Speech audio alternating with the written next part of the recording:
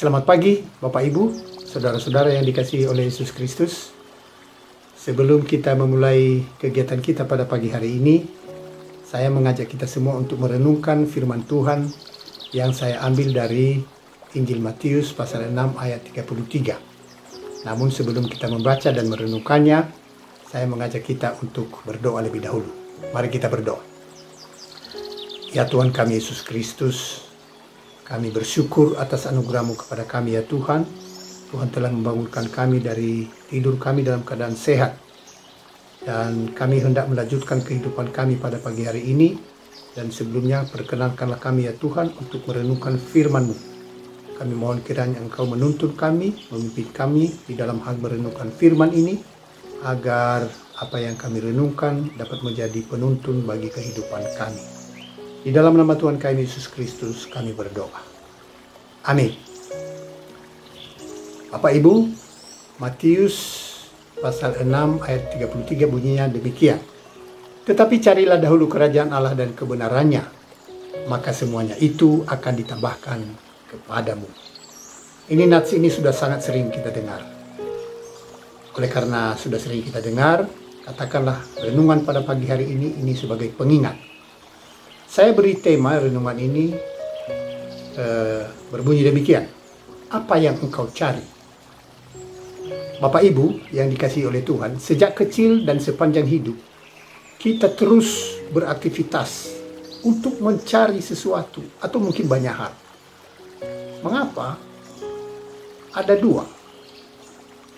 Paling sedikit untuk mempertahankan hidup, kemudian yang kedua untuk meningkatkan kualitas hidup. Orang bermain, bersenang-senang, memanjakan hidupnya, ya bagian dari upaya mempertahankan hidup dan meningkatkan kualitas hidup. Yang lebih serius, orang bersekolah. Mengapa orang bersekolah? Ya ada yang dicari di situ itu. Tujuannya untuk meningkatkan kualitas hidup. Mungkin sih pada awal-awalnya tujuannya sederhana aja, yang dekat untuk mencari nilai, mendapat nilai yang bagus, supaya naik kelas, supaya dapat ijazah, kemudian bisa bekerja. Dan bukan hanya bekerja di tempat yang lebih bagus. Lalu sesudah bekerja, tidak berhenti lagi di situ. Bekerja di bidang apapun, oleh siapapun. Ya tujuannya untuk mendapatkan penghasilan paling tidak. Dan terus mencari upaya untuk meningkatkan penghasilan. Ya, kalau mereka bekerja di lembaga, seperti lembaga pemerintah atau swasta, ya bukan hanya meningkatkan penghasilan, juga jabatan, ya kenaikan gaji, dan tujuannya akhirnya adalah untuk mendapatkan kemapanan hidup. Kalau sudah mapan hidupnya, dia berharap atau kita berharap agar ada hal-hal yang kita tinggalkan bagi anak cucu. Ada semacam siklus yang terus-menerus dialami oleh manusia, yang kadang-kadang kalau tidak direnungkan, manusia terjerumus di dalam dirinya sendiri, kepentingan dirinya sendiri. Kita lahir, lalu besar, bersekolah, lalu sesudah bersekolah, bekerja, lalu menikah, setelah menikah punya anak, membesarkan anak, menyekolahkan anak, dan seterusnya. Jika tidak direnungkan, tidak hati-hati, maka kita terjebak dalam rutinitas hidup yang tidak ada ujungnya, yang membuat kita harus bertanya, lalu untuk apa semua itu? Untuk apa? Apa yang kita cari di situ itu? Apa gunanya? Ada dua perspektif, Bapak Ibu. Kalau saya perhatikan ya, orang beraktivitas di dalam hidup ini. Yang pertama, perspektif kepentingan diri sendiri. Orientasinya adalah diri, kepentingan diri. Yang kedua, perspektif tugas panggilan kita di dunia. Orientasinya adalah pemenuhan tugas panggilan. Kita yakin bahwa kita hadir di dunia ini, dilahirkan di dunia ini, bukan sekedar lahir. Ada tugas yang diberikan oleh Tuhan kepada kita. Yang saya catat, sepemahaman saya, kalau kita buka Kejadian pasal 1 ayat 28, tugas panggilan pertama yang diberikan kepada manusia adalah meneruskan kehidupan dan mengelola alam untuk kepentingan kehidupan. Jadi kita hidup ini bukan hanya orientasinya diri kita sendiri. Kita ditugaskan oleh Tuhan untuk mengelola alam agar alam itu berguna bagi kita, dapat melangsungkan kehidupan kita, dan agar hidup kita juga berguna bagi alam. Nah, di situ tidak berlaku istilah mengeksploitasi alam, karena alam dan kita saling membutuhkan. Yang kedua, kalau kita perhatikan itu di dalam Matius pasal 28 ayat 19. Yesus mengutus kita untuk menjadikan semua bangsa murid, memberitakan berita keselamatan. Itu yang kita lakukan.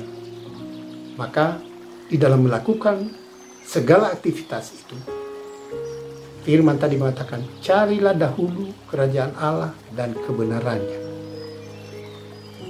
Pertanyaannya, apa itu kerajaan Allah? Kita ditolong oleh Matius juga, Matius 13. Ada 3 perumpamaan yang dapat kita pelajari di situ. Kerajaan Allah itu seumpama sebiji sesawi. Di situ dikatakan itu biji itu kecil, tapi kalau dia tumbuh, bahkan dia lebih besar daripada sayuran yang lain, bahkan di dahan-dahannya burung-burung bisa berlindung, bisa bertengger, bisa berlindung mereka. Itu artinya apa? Di dalam kita melakukan aktivitas kehidupan kita, kita itu harus berupaya menjadikan diri kita itu menjadi biji yang berkembang, tumbuh, berbuah, dan menjadi tempat orang berlindung, bukan menjadi ancaman bagi orang lain. Yang kedua, itu kalau kita juga masih membaca di dalam Matius 13 itu seumpama orang yang menabur benih yang baik di ladangnya. Di situ dikatakan di samping benih yang baik itu ada ilalang yang tumbuh. Ketika para pekerja meminta tuannya itu agar ilalang dicabut, tuannya tidak mengizinkan. Dikatakan biarkan ilalang hidup di samping benih. Itu artinya hidup kita itu, sikap kita itu, kita tidak boleh hanya hidup bersama orang yang seiman dengan kita, orang yang sepemahaman dengan kita. Kita harus hidup dan kita harus membiarkan kehidupan bersama orang lain. Siapapun dia, orang yang percaya Yesus atau tidak percaya Yesus sekalipun. Dan yang ketiga itu seumpama ragi. Itu yang ragi itu yang dicampur dengan tepung untuk membuat kue. Itu dia mewarnai. Itu artinya apa? Artinya ialah yang perlu kita cari di dalam aktivitas kita, di dalam hal kita memenuhi kebutuhan hidup kita, apapun yang kita lakukan, itu bukan hanya memenuhi kebutuhan itu semata, tetapi itu kita lakukan dalam rangka memenuhi tugas panggilan kita kepada Tuhan yang memanggil kita untuk hidup di dunia ini. Sehingga kita menjadi tempat orang untuk berlindung. Maka kita harus hidup rukun bersama orang lain. Baik orang yang percaya kepada Yesus maupun dengan orang yang lain yang tidak percaya kepada Yesus. Agar kita itu hidup dapat mewarnai kehidupan sesama manusia di dunia ini. Kita harus berbuah.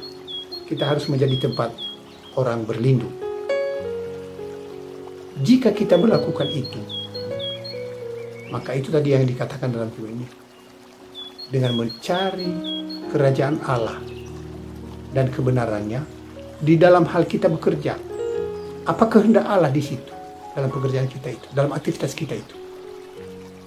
Jika itu yang kita lakukan, maka semuanya itu akan ditambah-tambah kepada kita. Ya pengetahuan kita, ya sikap sabar kita, ya kemampuan kita untuk mengelola kehidupan, dan sebagainya akan ditambahkan kepada kita. Jadi jangan dibalik, kita mencari dulu yang lain-lain itu, yang tambahan-tambahan itu, sementara tugas panggilan kita kesampingkan. Tapi kita berikan di depan tugas panggilan kita, dan dengan pemenuhan itu kita mengabarkan kabar baik. Dalam rangka itu juga nanti hal-hal yang lain itu akan ditambahkan kepada kita. Kiranya Tuhan menolong kita. Mari kita berdoa. Ya Tuhan kami Yesus Kristus, inilah firman yang sudah kami renungkan ya Tuhan. Kami tahu bahwa kami adalah orang-orang yang lemah, orang-orang yang terbatas.